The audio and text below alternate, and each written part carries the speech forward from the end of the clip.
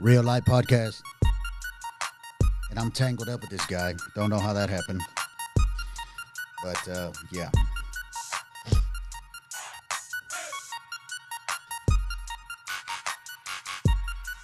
It's okay. Thank God for the grace. Hey, Steve-O on the beat right here, man. My son Steve, shout out to Steve, making this wonderful beat for us here. These are my favorite podcasts. I love testimonies. They do a lot of good. And I'm happy to be here with Sister Jordan, her husband Ed, who can barely contain himself.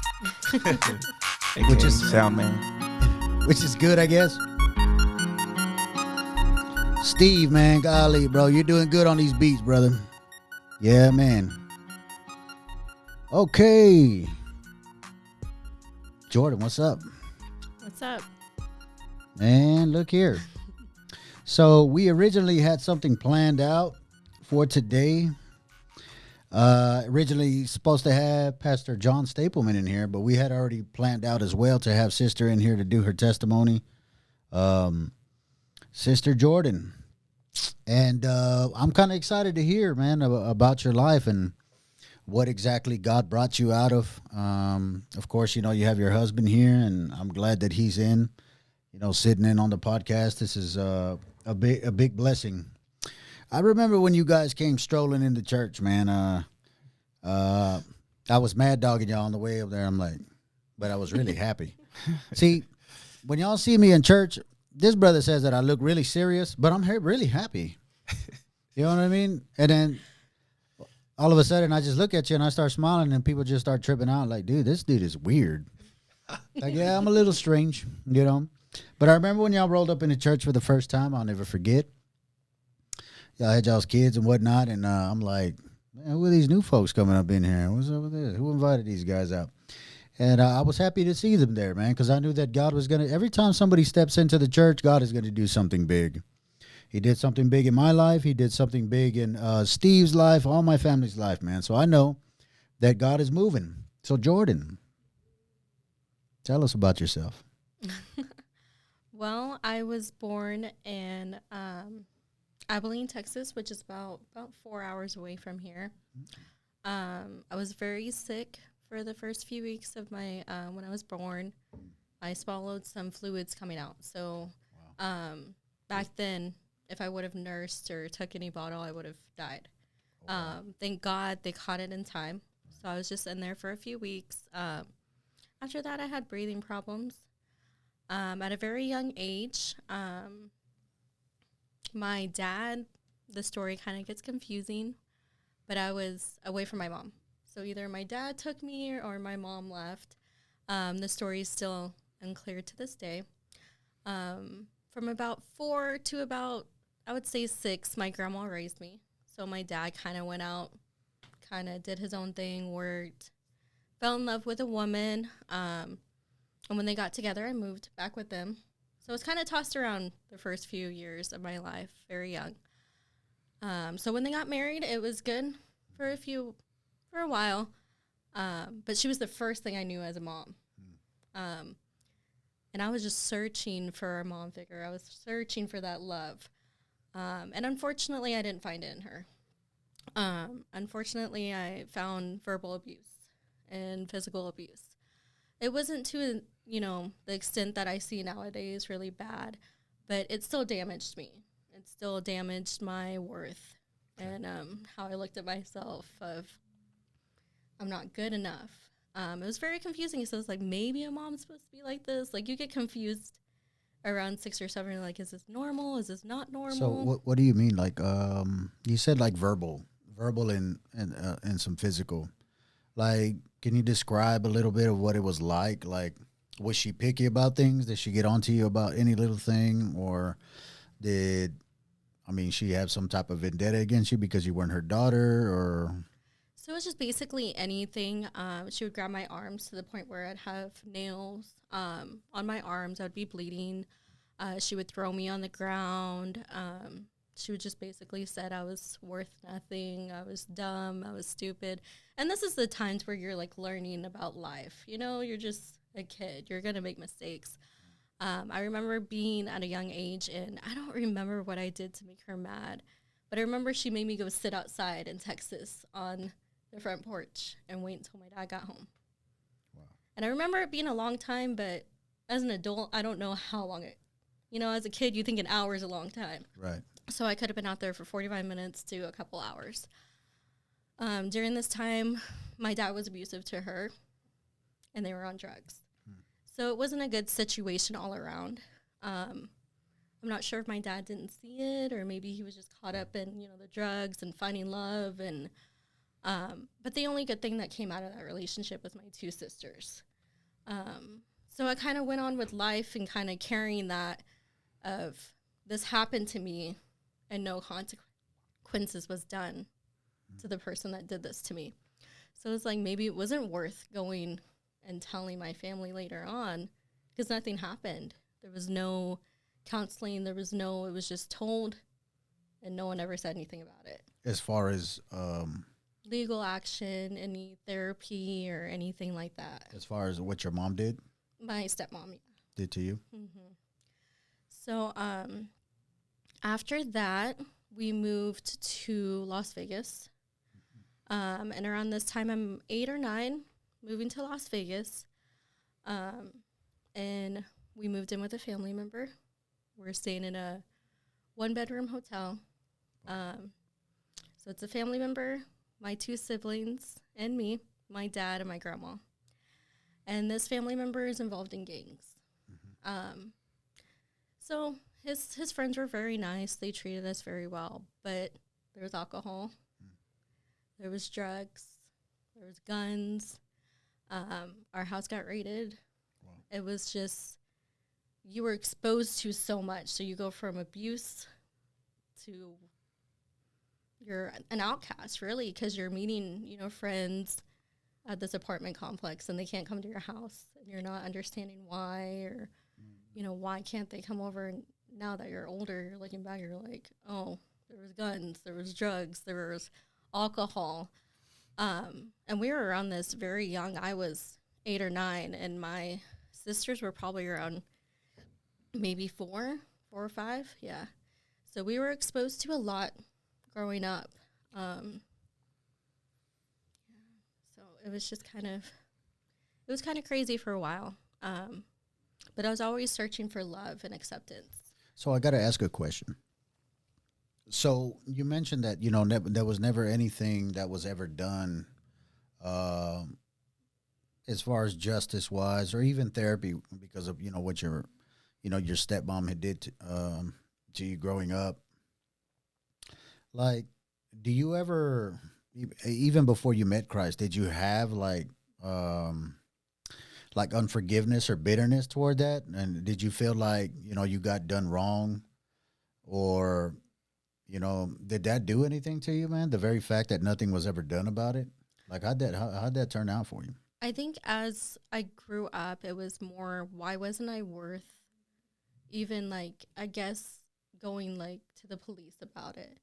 Because my view was, if she did it to me underneath my dad's roof, what is she doing to somebody else's kid? Or what is she going to do, next?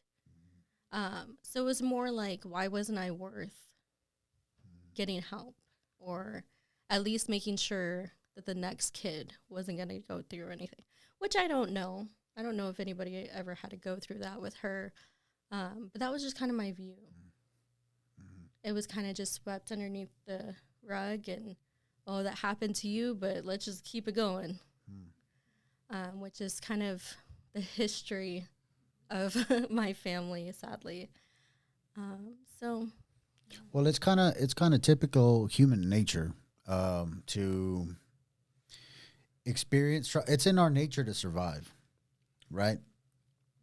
So whenever we go through stuff, instead of, some people just go all the way down to, and they're just out of there. It affects them very, very badly.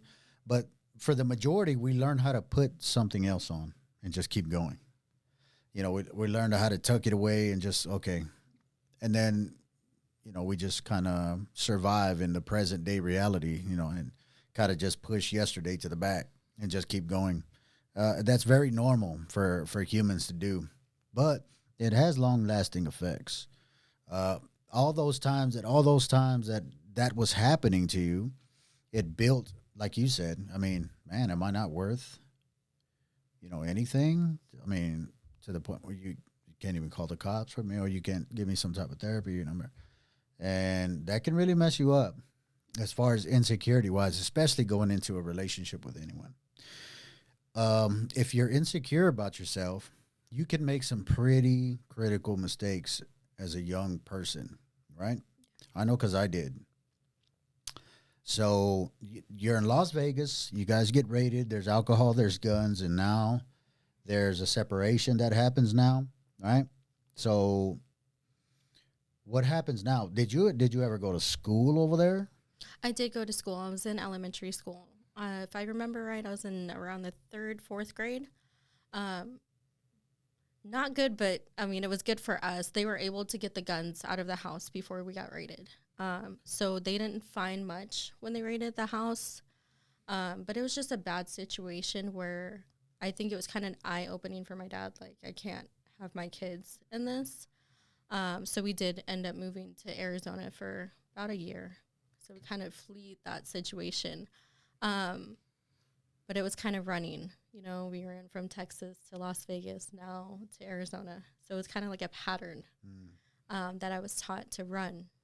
Anything, anything hard, just run. So it was very unstable.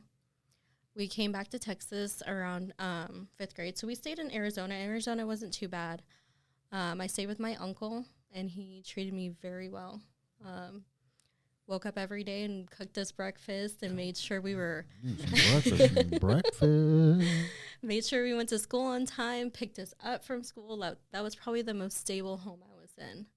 And he was very loving. And this is an uncle that was married into the family. So he didn't have to treat me this way. But he treated me very wonderful. My family decided to move back to Killeen, Texas.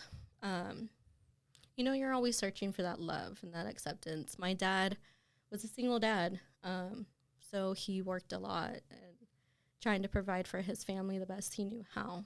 And that kind of left me kind of whole. My mom's not in my life. Dad's busy working, just kind of doing his own thing.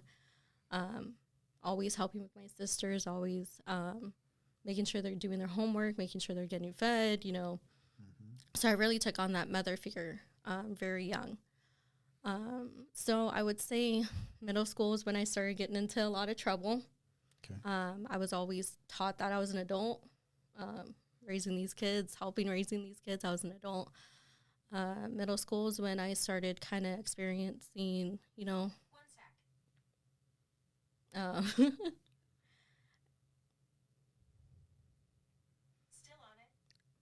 I'm telling you, serious evil. I was like, what is She that? listening to I'm us. telling you, I was like, I what is rebuke that? you. So I was kind of searching for acceptance, and I met a friend. And we were great people apart, but together we were just trying to figure out life. And I met a boy, and I started dating him, and I got pregnant at 14. Okay. So I'm here pregnant with a friend, It was hard. We were already going to church at this point. Oh, really? We started going to church. But I never felt like I belonged there. I always felt like, oh, that's cool. Like, God loves them, but I'm damaged. My mom left me. My dad doesn't know how to show love.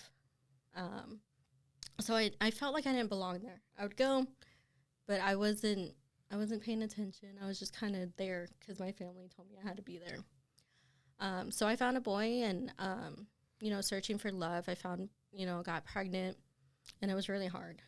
I was 14 when I was pregnant, and it was tough. The sin of having sex before marriage is one thing, but when you have to, when your sin comes to light, even though God blessed me with this beautiful baby, there's judgment. There's judgment when you still go to church pregnant. People are looking at you. They're judging you. They don't know your story. and it was hard. Um, I went to Planned Parenthood. And at the end of the day, I had 3 options. I didn't believe in abortion. My dad was the only one that was bringing in money. So parenting this baby wasn't really an option in his eyes. And I had to go with adoption. And I remember telling my dad, I'm pregnant. And he broke down. And I was like, finally, we're gonna get together, and we're gonna make a plan. He's gonna be there through every step. Finally, like we're gonna be okay. And unfortunately, it didn't turn out that way. It was kind of like, this is what you're going to do. This is how it's going to be. And as a parent now, I know, like, he was doing his best. I knew that he knew that the baby needed to be somewhere else. But it was hard. You go through the steps of pregnancy. You feel the baby kick. You hear the heartbeat. You grow attached, You watch your body change. You hold this baby, and you're told that you have to give it up.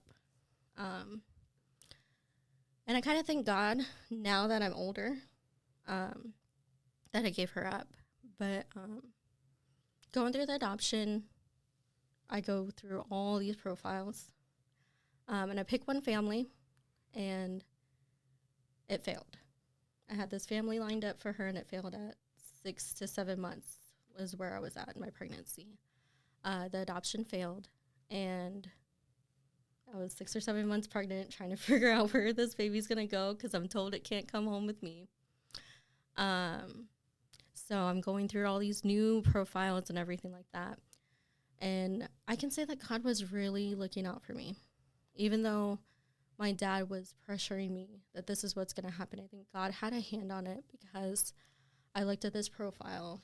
And this family was what I was looking for. She was going to blend in very nice to their family. The mom was Puerto Rican and he was Canadian. So I knew the baby was going to look, somewhere around there. So I knew she was going to blend very well. So at this time, I picked them. After the adoption and everything went through, we met. Before the adoption, we met. We clicked very well. The adoption goes through. My caseworker tells me I did their home study. And when I was doing their home study, I thought of you. Your name kept popping in my head, but I couldn't tell you. So it was almost like God was telling us, like, this is the family that you need, because this family wanted me involved. The other family was only going to send me pictures, maybe twice a year, 3 times a year, if that. So I would have watched her grow up in pictures. Right. So went through the adoption, and it's really open. I'm able to talk to her. I just had a visit with her not too long ago, and it went amazing. But after the adoption, after the first probably month, I kind of went a little crazy. I started skipping school. I felt a hole in me. I placed this baby up for adoption. I had to say goodbye to her, and it left me with a bigger hole. So now my mom left me. My dad's at work all the time. He's absent. And now I just placed up my baby for adoption. And I'm still having to take care of 2 kids. Again, no therapy, no talking about it. We don't talk about these things. And I started skipping school. I stopped caring. I skipped school. I started smoking weed. I just go crazy. I'm done. Why keep going on if I'm feeling this way? If I feel this hole, and I'm supposed to just go on with life like nothing ever happened. I was really lost, very lost. I started dating someone from the church, but he wasn't like truly following God. So he was like, you can do your own thing. Like, that's cool, whatever you want to do. He wasn't, he wasn't saved. No, he was not guiding me towards God. That brother was tripping. So I do this for a few months. I was being dumb, but I was really smart. I always had my grades up. The school gives me a paper. It's like, you miss one more day, one more day, your dad will be in court. So I'm like, man, can't let my dad find out because I've been lying to him. My mom will kick my butt. This is a disaster. So I go to my dad and I said, hey, they highlighted so many different absences. I go, hey, Dad, these are all the absences that they're going to fix. Lied straight to his face. He signed off. Didn't ask me a question, turned it in, never skipped another day. Which is horrible. Disclaimer. Don't ever do that. Don't do it. Don't try this at home. If you're a teen listening to this It's podcast, so bad. go to school. Stop playing. Yes, go to school, stay in school. But here comes the real big life lesson. I think it was my 15th birthday. I decided I'm going to go out with some friends. Well, friends. The girl that I met in middle school, I went out with her. Unfortunately, she invited some other friends, which invited some guys that were way older than us. We're drinking, we're smoking. Not sure if we took drugs because that night was a blur for a while. And unfortunately, I was sexual assaulted. And that hit me really hard. It hit me hard for a while. I don't talk about it. I don't. But that was a wake-up call. It was really fast where I started to like, whoa, like I can't keep doing what I'm doing and not.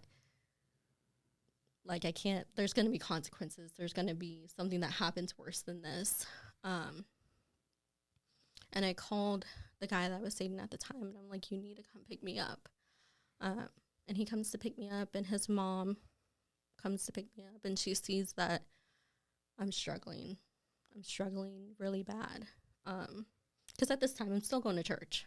I'm going to the building. I'm not listening. I'm not doing anything right, but I'm going to the building. So she saw that I was crying out for help, and she goes to my grandma, and she's like, look, this is what happened to her.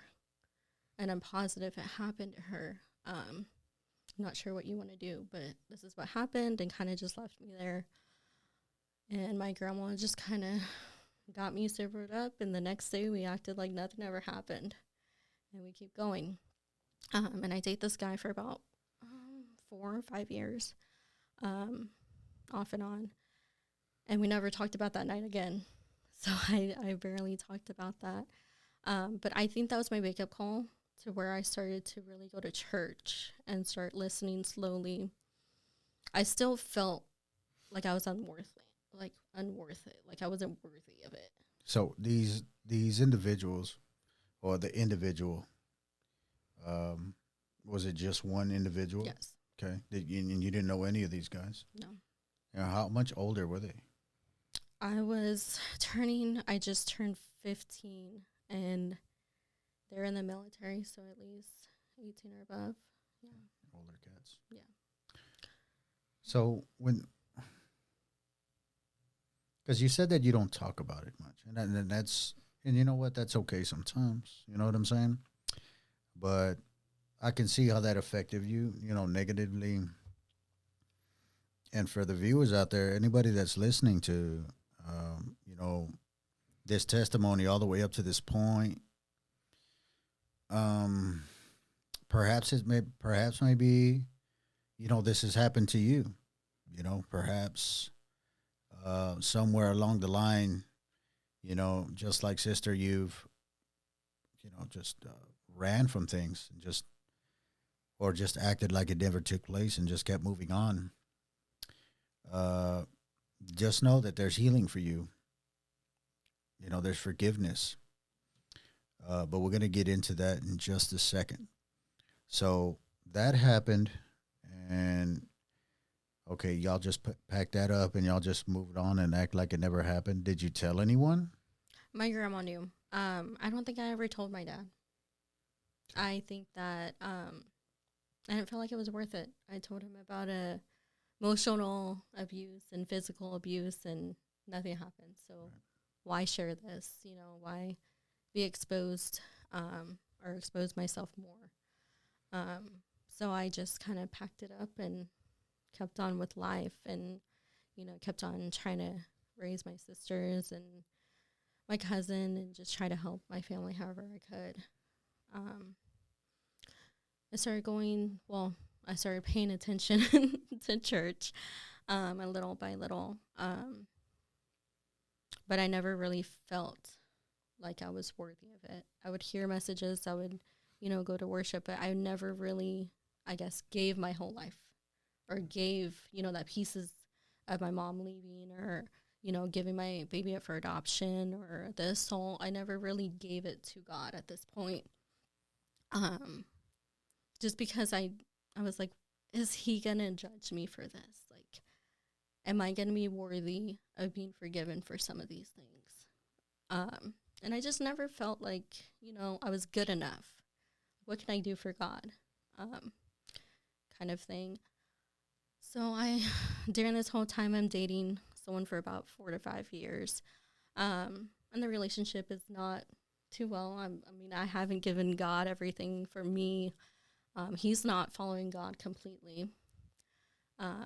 So on his part, there was some cheating. There was some, when you're not saved, there's arguing.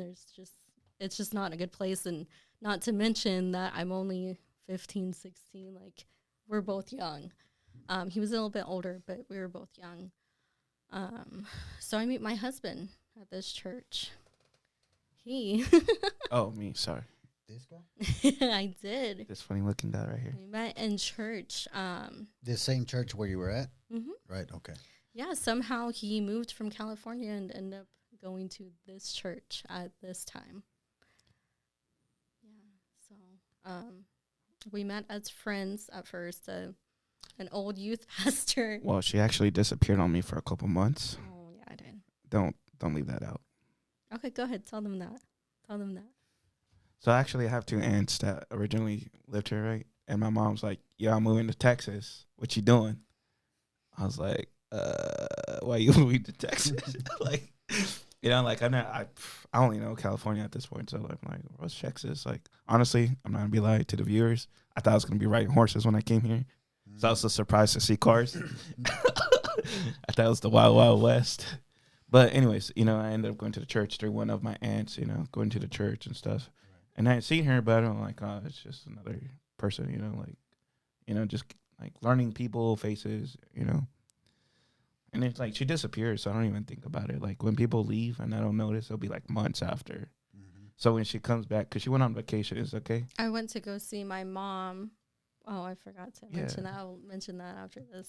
I went to go see my mom for the first time in Philadelphia and go see my baby girl.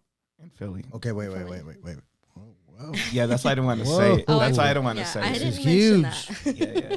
This is huge. So this is the mom. Okay, yes. This is her mom. That's been missing. Yes, so. Right, this is not the one that abused you and all that, right? This is the one that just was never there. Yes. So between, yeah, going back to church and the assault, my dad happened to run into my mom's sister in Burger King. Random place, just happened to run into them. As I'm lost through all this, she calls me. Well, they gave her my number and vice versa. Whatever happened, randomly, she calls me and she's like, "Hey, like, I would like to meet you." And it was a big moment. She's crying, and I'm still iffy about it. But we start talking on the phone a little bit, little by little, and she kind of convinced me to come see her. She's like, "Come on, just, we'll have a good summer and everything." And she saw pictures of the baby. So she was like, "Hey, like, that looks really like Philly." And I'm like, "There's no way." So I was texting the mom, and I kind of reached out to her. I was like, "Hey, like, my mom lives in Philly." And she's like, "Oh, yeah, why don't you come visit us, too, while you're there?" So it was like more, I went because my mom was going to pay for the airplane ticket. Free ride? So it was nice to meet my mom, but really at the end of the day, I was there to see my daughter. And I got to know her a little bit. It was good. Okay. Yeah. Did you guys ever talk about why? So the pieces are never going to fit. There's always 2 sides to a story, and then there's the truth. One side says that she left, that she was on drugs, and, her side says that it was very traumatic, that my dad took me and didn't want to give me back. But side note, I always felt like an outcast. My mom moved on and had kids. 2 other kids, got married, of course. You know, that's what you do. You move on. And my dad ended up getting remarried the second time to my stepmom now. And, of course, he raised my 2 sisters and had another baby. So both sides have families of their own. And I'm just like, hey, guys. So I always felt like an outcast in the middle. Right.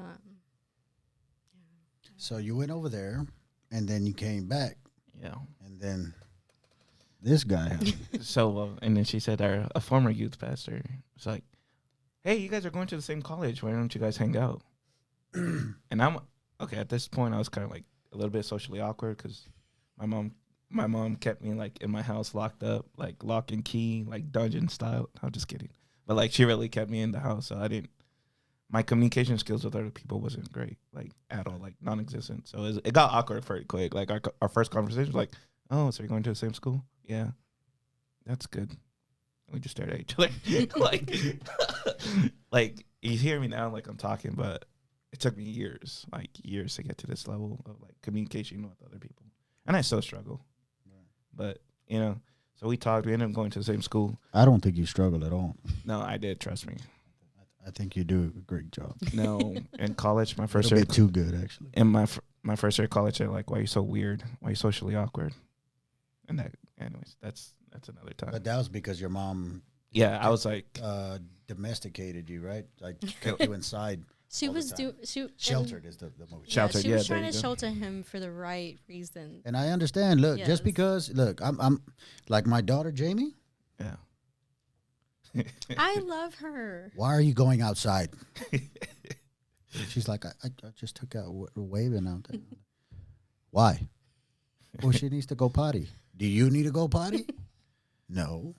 I just stepped outside. Get inside. Aww.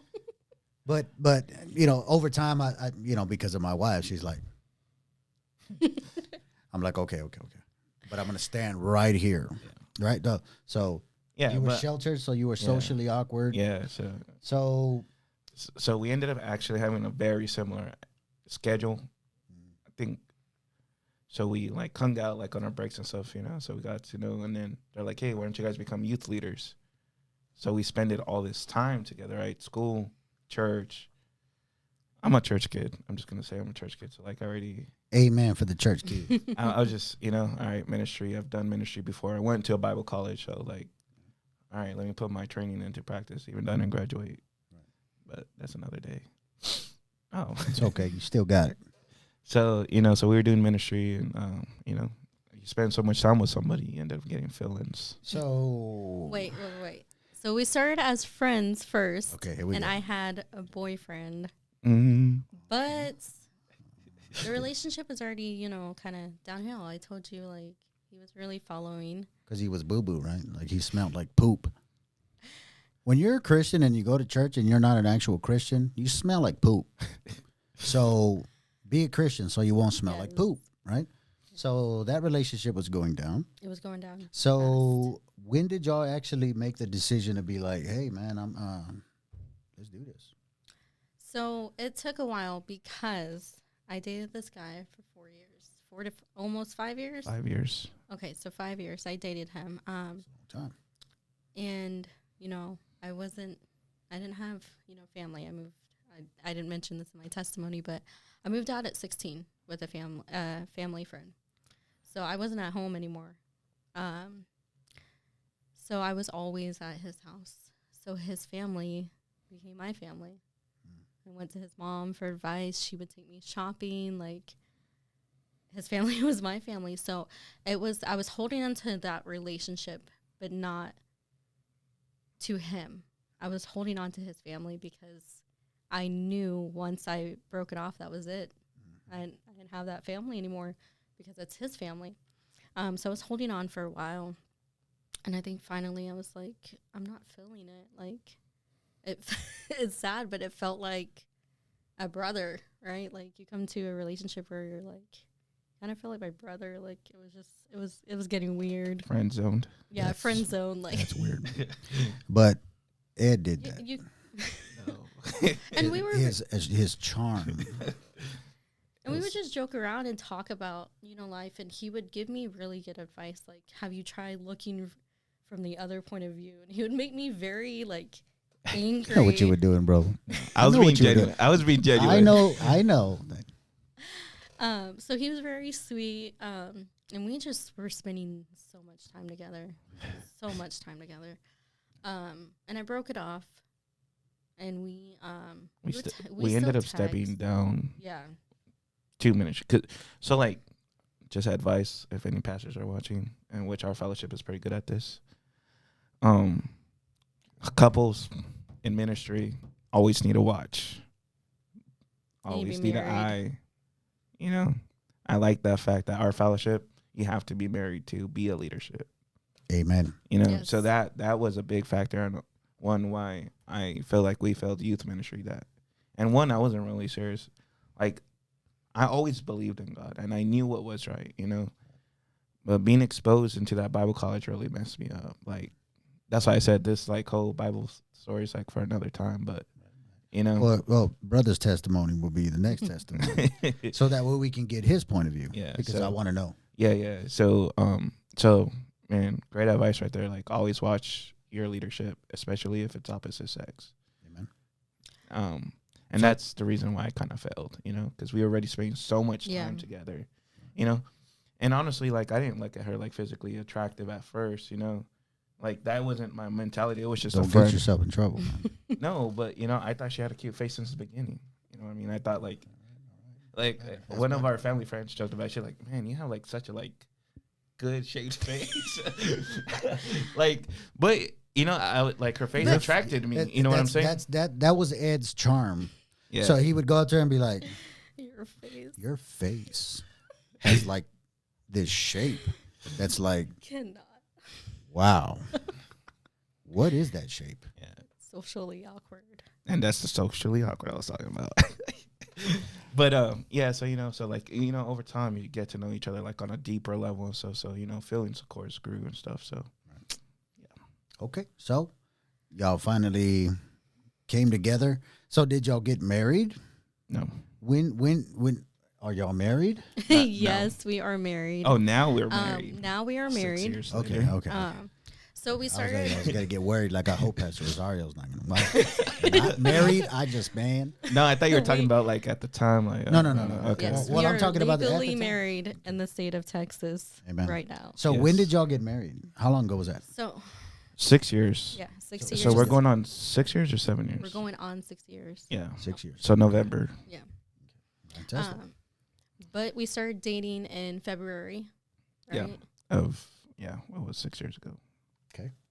I don't know what year it was. Yeah. But we started dating in February. In July, we were engaged. And then November, we backslid. No, And before that. well, we backslid before that, but Backslid like how? Like, Y'all we started didn't doing back. drugs? So no. Y'all went So on a crack spree. we were just going to church, but we weren't really like Oh, y'all were. dedicated. You know what I'm saying? Like, Your there heart, was- your heart was far. yeah, there was no true conversion. That's And- words from Pastor Vass. No true conversion. There's no discipleship. Pastor Vass is gonna get straight to the point. Yep. I love it. So, I moved out with my aunt. So, we were gonna get an apartment together. Yes, but we I weren't have to married get at the to- time. I have to get to this part first. I moved out with my aunt, Oh yeah. Okay. and sorry. you got kicked out. Yeah. So he had nowhere to go. And I'm paying my aunt rent. So he moves in. We with both have us. jobs, by the way. We both have jobs, good Yeah. jobs. We're Yeah, getting yeah, paid yeah, good. Yeah. And he moves in with us. Well, no. So we were like all set to get an apartment, right? Like by ourselves, not married. Don't do that. If we're moving in together, get married. Yeah, wait. Yeah.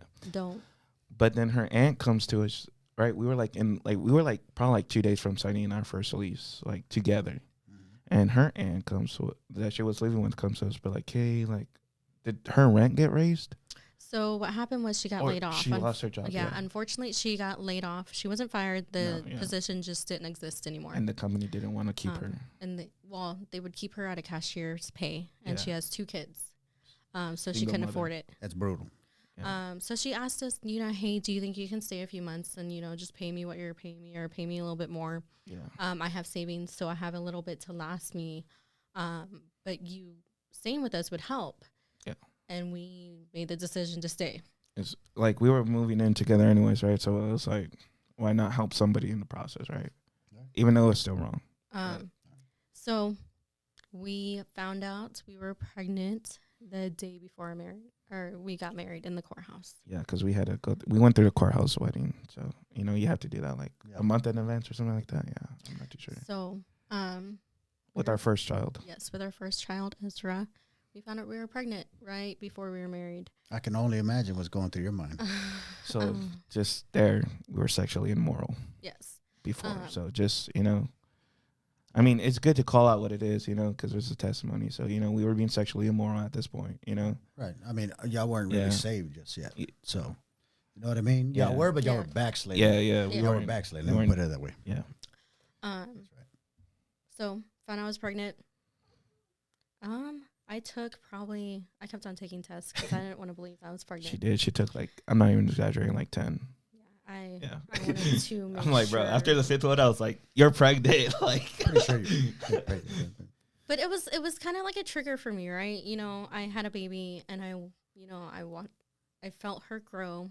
I gave birth to her, I held her, and then I had to walk away from her, and that it was just a trigger. What is she gonna think? How's she gonna feel when I have this baby? And because I never wanted to pass down that I didn't love her, I didn't want her, because growing up like that, I never wanted my daughter to feel like that. So it was a big trigger for me. And I don't think I ever said anything to you about that, did I? About what? That I was scared of her, like how she would feel with me having a baby. Did I share that in the moment? I don't think so. I think you just, I just knew your fears because you told me your story beforehand. Of course we had conversations about her daughter. She I want you to know I do have a daughter. So you just put 2 and 2 together. That I had fear. Yeah. That I was kind of triggered by it. I kind of I'm like how, because, rejection, we both had rejection. You know what I'm saying? So even me, I'm like, man, am I going to reject this child? You know what I'm saying? Even me as a person, be like, how am I going to treat my kid? It's my first kid. So many emotions just going through me. But then I had to take her into consideration because she's going to be my wife. I was always taught, you got to take care of your wife no matter what. Right. If you sink, she sinks. You know what I'm saying? Yeah. And when you're up, she's up. There's no, oh, this is all me. Right. You know what I'm saying? Right. You're together. So that's coming from a machismo, man. I don't know how to say that in English. I have no idea. Yeah, me neither. So Google it. So we got married the day after we found out I was pregnant, or we got the confirmed you're pregnant. Yeah. I took many tests before we got that confirmed. Yeah, I heard. So we got married. And of course, when you get married, you have those hiccups, and then you add pregnancy, and you add a new baby to it. It was rough. It was rough for a little while. So the way we told people, just, I like this story too. I worked at Walmart at the time. Okay. So I would talk to this photographer people. There's a pretzel place, and then there was a photography thing. So I'd go to the pretzel place because they would give me free stuff. But the photographer would go there too. So we end up making that connection, just talking. Or hey, how you doing? How's work? Blah, blah, blah. She's like, oh, your wife's pregnant. Let me take some pictures. I think this was our wedding day. Mm-hmm. So I took my wedding pictures. Yeah. Because we went into Walmart because we had to get some money out. I took some pictures in my wedding dress, and then I took a pregnancy picture and sent it out. On Christmas. On Christmas. To everybody. Because I was a little petty, which is not nice. There's a right way to handle stuff. I knew she was being petty, but I was just trying to tell my family not get in trouble. Because, his side was, they were judgmental. They were judgmental. They were strictly, religious and following the Bible, which we should have been doing. So I didn't want to deal with the judgment, even though I needed someone to say, hey, you're not doing right, and that's not okay. Right. That's not okay for you to be acting like this and saying you're a Christian. I needed someone to say that to me in my face, and I didn't want to hear it. So I just sent this out, and it's like, it is what it is. We're pregnant. Get on board, or Ship out. yes. So that's really bad. It was a really, really bad way Yeah. to handle it. So And I think it then, hurt a lot of people. yeah. So then come February, right? So we did that December. So we're just like, starting preparing to have a baby, So then February, her aunt's like, yeah, you guys got to leave. What? Like, we had a set date, and it was 2 months before that set date, I think. 2 months before and 2 months after. 2 months before. And then? She kicked us out early, I think, or tried to. So we're like, well, okay, but you got to give us, like, some time because we got to find a place, Like, we ain't just going to go out in the street because at the end of the day, we came to help you. Like, we could have had our house, like, our apartment or whatever, from the beginning. Like, we didn't have to worry about the situation. So we did that. We got our apartment, blah, blah, blah. We had our kid 3 months later. In June. June, yeah, 3 months later. So I'm a new mom. We're living in a house by ourselves. You argue about dumb stuff, but now you're putting a baby into it. You have no sleep. And we were still going to church at this time. So, like, when you go, like, when you're, like, mad, and then there's a crying baby, And a lack of sleep. and that it is the worst. stinks, you're just like, I'm going to kill you, bro, if you don't get away. Go, you know, so I can only imagine. Yes. Right? The tension sometimes. People think marriage is very simple, unless you're like Oli and Joanne. They're weird. Oli and Joanne, I got to give you props, man. You guys are weird, but I love it because according to Oli, they've only argued maybe not. He can't even count on one hand how many times they argued. What? So I'm That's thinking in my amazing. mind, I'm like, come on, brother, Yeah. come on, brother. But at the same time, it's like he's probably right. I don't know, but either What way. you guys doing? I need to know. For real, hook a brother up. Yeah, pray for me. Write a book. For real. So he's trying his best. We're going to church, but I still haven't surrendered what I need to surrender. So I'm just carrying this big bag of baggage into my marriage, into motherhood. And sadly, I didn't know how to talk. I would hold everything in, and then I would just kind of lash out, and I'd yell at him for something like last week, and he's like, what are you even talking about? What in the world? Yeah, so it was really rough. Yeah. And sadly, he ends up losing his job I think September. in September. And August or September. yeah, Yeah. and it was supposed to be excused because of my medical. I had a surgery. Was it what, Ezra? Yes, because that's why you lost Walmart, because I gave birth and because I had, I think, the gallbladder. Oh, yeah. Got my Yeah, yeah. gallbladder removed, and they were supposed to excuse all of this, and he lost his job. Because the So- manager didn't want to excuse it. And I told her I could bring you all the proof and everything. She's like, no. So now we are married with a baby, No money. and we are about to be homeless with no money. So we end up staying with his mom. And his mom and I are night and day. I love her now, but it took 6 probably years. 5 years. 5 years for us to love each Maybe other. 4.5. She's very loud. She's very outspoken. She's Vocal. very very religious. She knows her Bible. It's black or white. It's God or it's not God, which I appreciate now. Which I love now. And that caused conflict in our marriage. It caused a lot of conflict. Because, I was trying to do right. Because I was like, dang, I'm going to end up like my dad. Like that's just like in the back of my head. So I was like, nah, we really need to follow God. Like, And she was raised more in the gray area, like, everything's like good, like, God will forgive you. I'm like, nah, bro, I'm going to hell. I was raised very gray. Very gray. I did not like when I got married. He was like, no. It's yes or no, and it's God, and it's not God, and I did not like that. So we stayed with my mother-in-law for a while until we get on our feet. Like 6 months. 6 Or months. the ending of the year. And And it just increasingly got worse. it got worse. I don't think we're actually following God at this point. I think we're lost between getting married, between having a baby, The world is throwing everything at us, and we make a rush decision to move to Philadelphia. Just let's go to my mom. Her mom that she'd never lived with. That I never lived with, only visited, months here and there. And they had a good relationship, or like, like phone calls. She would go every year for her mom and her daughter. So like it became like a yearly thing, Yeah, it wasn't like a stranger, right? Yeah. Like, Right. So she would be gone like the whole summer. So whatever the summer is, like 3 months or whatever. She would be gone with her mom and stuff. so we ended up moving there. It was a culture shock. For Philly. her. There are some, no offense to Philly, love you guys, but you guys are a little bit more rough. Go than Eagles. In Texas. Texas are very friendly and smiley, and I don't know how to say it, but it was a little rough moving there. It was a little culture shock. And I did warn her because, I come from LA. So I'm like, bro, city life, it's It is what it different. is. It's Yeah. different. But we were stuck between a hard place, Yeah. and we had a baby. So it wasn't about us anymore. We had to make a decision somehow, some way.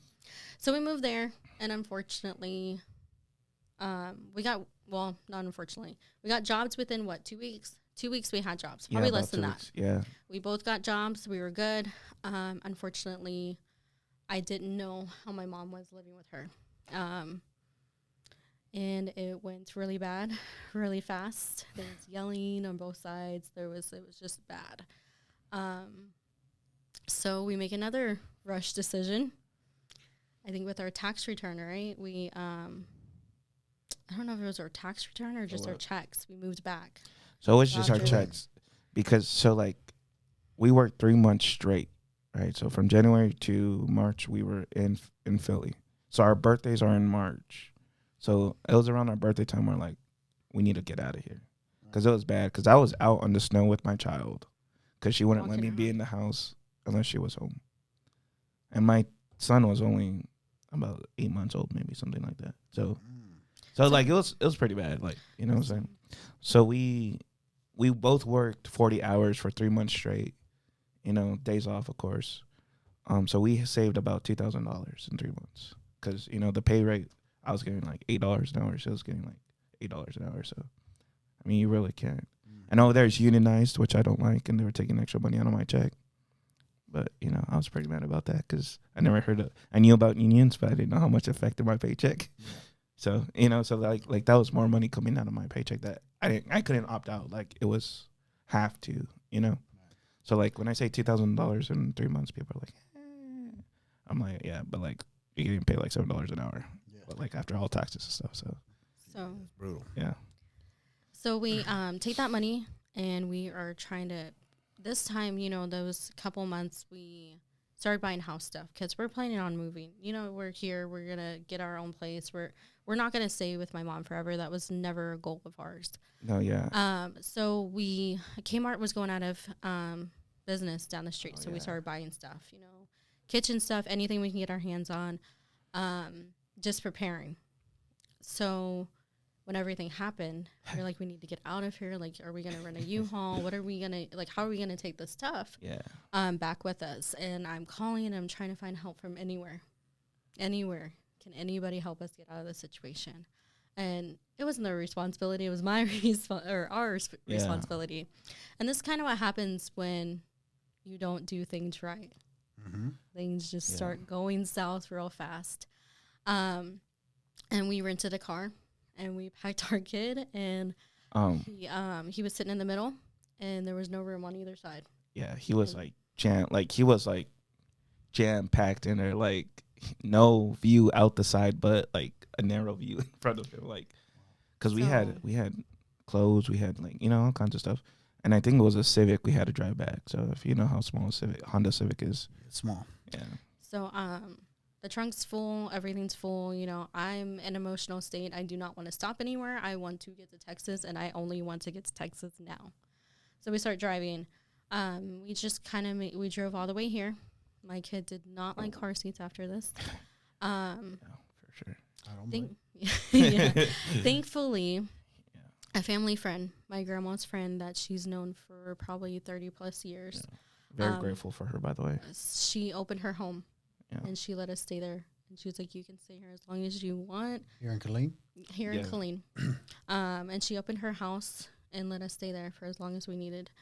Got my and job back at Walmart. got his job back at Walmart, and his uncle bought us a car, Yeah. which was a huge blessing. But we had to pay it back. Yeah, we had paid it set back in like monthly. payment or Yeah. like he like say, man, can Yeah. somebody buy me a car? no, But he we bought did us- have to do monthly Yeah, payments. we had to do a set monthly Uh-huh. payment. So he And made we sure were very like, strict yo, to like that. get your insurance, blah blah blah blah blah. Yeah, so he Yeah. was very strict of that. Very grateful for him too, by the way. Yes. And then my aunt. Yeah. And then we were able to find a place, probably about Like a 4 block away yeah. from where we were staying. Yeah, not too long, into staying with her. Yeah. Not that she was rushing us out or anything happened. It was just we needed our own space. So we're in I'm in motherhood, just dragging my kid around and seeing the pattern. You hear my story that I'm getting jumped and running with my dad, and now I'm doing it to my kid. Generational. Yes, generational. So now we're in this apartment and we're kind of just doing our best. He's working and I'm working a little bit on the side at a barbecue place that I've worked with from high school. And the man became like a second dad to me. He's always been there, always checked up on me. But when I came back, he was always willing to let me do some catering on the side to help me out. He was very willing to have me back. So I thank God for that. He's been a blessing to our lives for sure. Yes. Like yes. him, just like we still talk to him now, and blessing. So, how did you guys get to the Bonner's house? What's going on here? Oh wait, we So- got. so- Hold on, there's way more. You're jumping way No, ahead. no, we got no. Yes, time. No. We got time. So- yes. No, we ain't skipping nothing. No. We're on time then. So I'm just kidding. No. we But go yeah. to his aunt's church that she opens up. We're going to fast forward a little bit. Yeah. I have my second baby. Ezra's 2 by now. And they're both my homeboys. Let me, for the record, they're my homies. So I have Elliot. I end up staying home with him. That was a rough pregnancy. It was an induced. I did not respond good to induced. It messed everything up. So I was staying home postpartum. I didn't have anything, but I didn't have any friends, any outlet. We were kind of going to church off and on, but we were not consistent. So we're going to fast forward a little bit more. We went to his aunt's church. Sadly, ended up closing. It wasn't really growing. I don't think COVID was really helping with that. So an aunt told us about the Potter's house. Another aunt. Another aunt. Yeah, I had 2 aunts that live here, so Yeah. Okay. So And one of who the- who was that aunt that invited you? Esperanza, yeah. Esperanza. Shout out. the Mesa family. Yes. So they invited us to the church, and I have never been to a church like this. Like I said, and early in my testimony, that I needed someone to look me straight in the face and tell me what you are doing is not okay, and this is why. That's the Potter's And this house. is where you can find it in the Bible, right? I needed someone to say, this is where you can find it, or go look here. I didn't need like judgment. I never felt judged in this church. Pastor Rosario would come up to us personally and be like, hi, Jordan. Hi, Ed. How you doing? Gangsta. And that meant the world, at least to me, because I was like, okay, the pastor cares about his people. He does. At first, I thought it was weird. I thought you guys were a little weird, just a little bit. We started going to fellowships all the time. Pastor Vass. Vaz gonna suck you in. Anyway, He will. The Potter's house people will suck you in. But it's out of love. Yeah. And I did not know that. They just kept on inviting us out. And I'm like, again? Like, we have to go again? Like, I don't understand. I think man, I our- want to go chill. Y'all tripping. But I think our it third was good. service we got invited out to Pastor Vass's house, and she's like, "Why are we going to certain house?" I'm like, "Bro, a pastor invited me out. Like, I have to go. Like, like Can't say no to pastor. you know, like that's what I was just taught. Like, someone like pastor invites you out, like it's kind of like respectful, you know." So I think the first service that we went to, I went up there when they asked if you backslid, and I went up there. And I really felt like this time it was different. I almost felt like I belonged, like people saw me, you know? And sometimes you need that. You need somebody to say, like, hey, I see you. Even if it's just like, hey, I see you struggling. Like, what do you need help with? Or, you know, hey, let's just go out. So sometimes you really need that, especially with my past. I really needed that. And the services here, they're not scared to tell you like the truth, but it lines up with the word. Every time it lines up with the word. And you can always go back and read it. And it always does. And I've been getting really fed here. And we were given a word. Do you know what month it was? Ron Lahan, I think it was April, right after conference. Shout out. Yes. Pastor Ron Lahan. He gave us a word, and it really changed our lives, right? Like, Just for a while, we were still going to this church. We were being fed, but we weren't changing, right? Like, I felt like I was chipping away at little things. Like, I was giving God here and there, and I was giving him little by little, right? But when he spoke that word, it was almost like, okay, like, I feel like I've given God everything, right? And I still, it's still a constant thing. You still end up picking something back up where you have to lay it back down. It's a constant thing. You don't just forgive someone in that. It's not just you forgave them. Like, you constantly have to pray and be in your Bible and just, like, keep on, it's not a magical thing where everything's okay. That's good. So I felt like when he said that, like, okay, now it's time to do more. It's time to, I think what really spoke to us when he told us it matters what you do at 7 a.m. It matters what you do at 7 p.m. That's like, at least for me, that's what like hit me the hardest. Like, dang, I've been in the church long enough to like, yeah, God's speaking to me. You know what I'm saying? So as I started giving that stuff to God, and starting to slowly, learn to forgive, it's still, everyday thing. I started to get rid of that. You're not worth it. Right. It's not okay what happened, but God loves you, and you need to let that go, because when you hold on to the assault, when you hold on to the abuse, that person's already gone. That person's already living their life. It's true. They're not thinking about what they did to you. You're thinking about it. It's hurting you. You're letting that assault still go on. Yeah. And by giving that to God, it set me free. It helped. I feel like it's helped our marriage. And I feel like it's helped me be a better mom. I'm not perfect. Nobody is.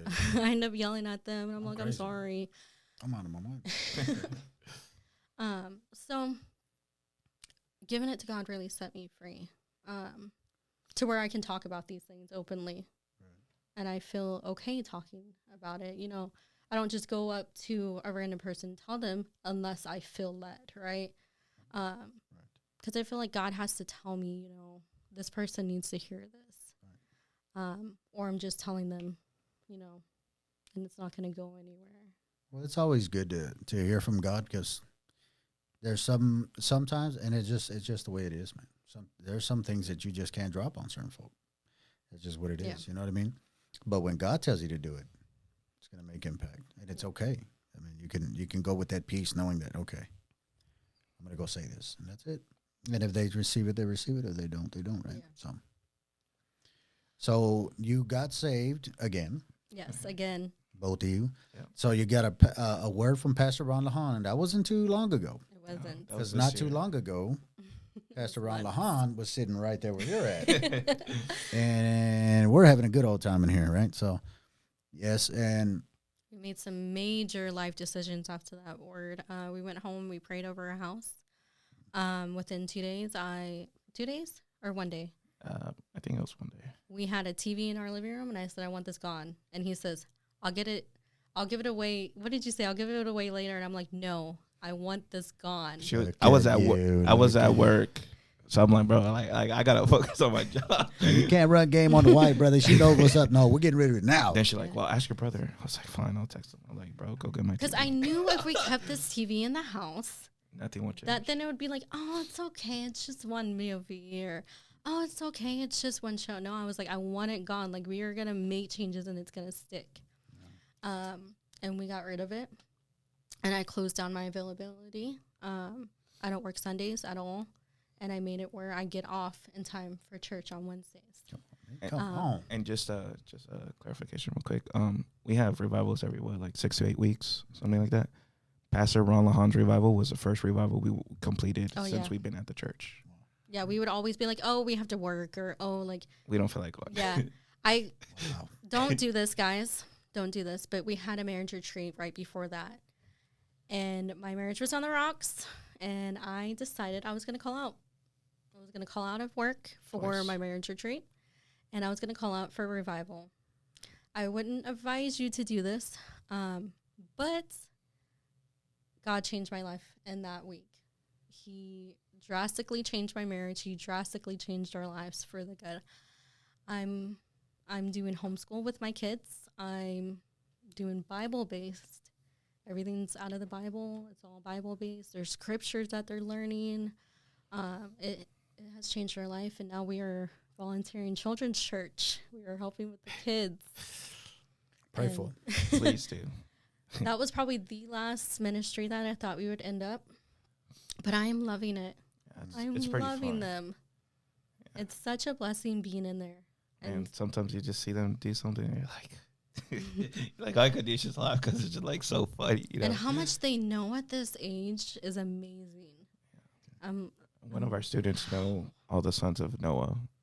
I was like, what? Who does it? Who does it? One of our students. Who's a beast? What's his name? What's his name? Elijah. Elijah. Shout out. Yes. I don't even do that, bro. He knew it out of the top of his head. We Yeah, asked him he on said, stage boom, boom, on boom, the boom. spot, and he knew it. Wow. So the knowledge that these kids have, I love. I wish, we always talk about pastors' kids. I wish I would have been brought up in the church from a young age Yeah, me too. on. I think that would have been such a blessing in my life. But I did find Christ, and that's a blessing. Just really quick about the TV part. So, there's a lot of people out there that are very skeptical. It is very radical for a person to get rid of their television because they make a public confession that, look, I'm following Christ. People see that as a cultic nowadays, right? They see that as, look, man, they're weird. They're like Jehovah's Witness status. No. We're not Jehovah's Witness, bro. We could, look, I'm not even going to say that. I was finna go off on the Jehovah's Witness one time. I'm going to let you make it, brother. Either way. So when you get rid of a television, if it means that much to you, to where it offends you, that's how much you're a slave to it. I could care less about the TV. I got bigger fish to fry than the TV. You know what I'm saying? If my kids watch anything on any type of screen whatsoever, it's VeggieTales or My Little Pony. That's it. I'm just keeping it real. Because, look here, man, there's a lot of garbage out there. Man, I monitor everything. Everything. If they got a device, it's a lockdown, brother.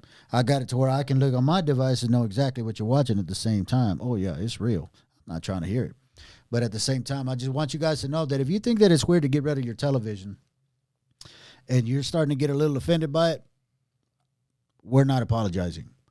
At the same time, we would encourage you to do so. It would be a huge blessing to your life. Truly, man, you don't have no idea how bound you are to the television set until you get rid of it or until you make a decision to entertain the idea. Just entertain the idea of getting rid of your TV. And then you'll realize real quick, oh, man, this thing's got me. It's real. Try it for a few days. Yeah, turn it off for a few days and see. So really quick, before we head out, you mentioned a lot of things in your testimony that were very personal. That I'm sure they were very hard to talk about, right? Some things.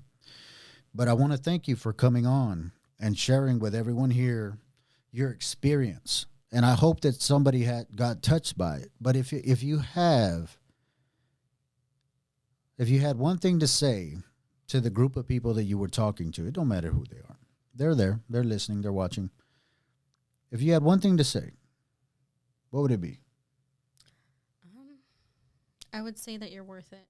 I would say that there's nothing that you can do that, God won't forgive you. He wants you.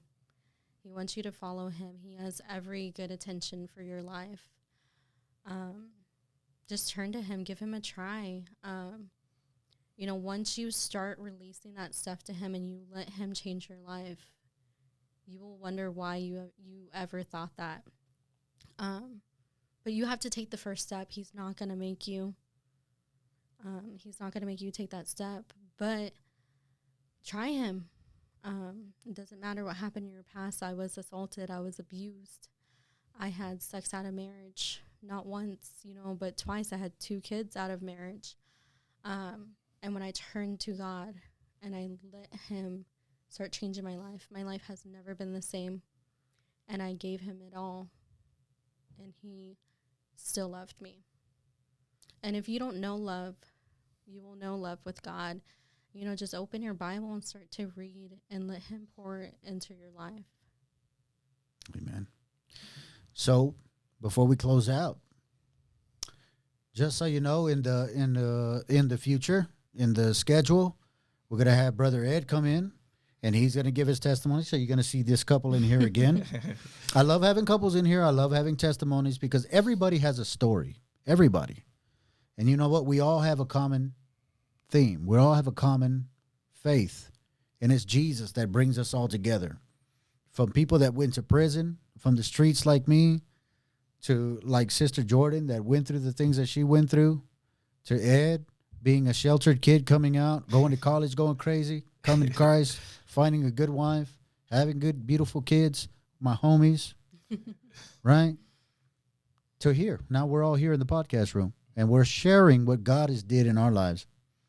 So if this testimony touched your heart or removed you in any kind of way, man, I encourage you, man, the comments down below. Put a comment in there. Or you can email me like everybody else does. I don't know why, but they do. But you can put your comment down and just say how God has blessed your life. If there's something that you disagree with, I love to talk about people that disagree. Let's talk about it. There's nothing wrong with having a discussion. Let's talk about it. So if you have anything to say, put them on the comments. And one further thing, man, you can catch us now on Spotify. You can catch us now on Apple Podcasts, and just about every podcast setting you can think of. The Real Life Podcast is there. So while you're at work, if you want to put your phone down and you want to turn it off and you want it to keep going, you can put it on Spotify or Apple Podcasts, and you can just roll out and it'll go from one episode to the other. We got pastors galore. We got testimonies like this one all over the place in there that'll bless you. So I encourage you guys, man, catch us on Spotify, man, and on Apple Podcasts. It'll be a blessing to you. So without further ado, man, we love you. Be prepared for Ed's testimony in the future. And in Jesus' name, stay standing.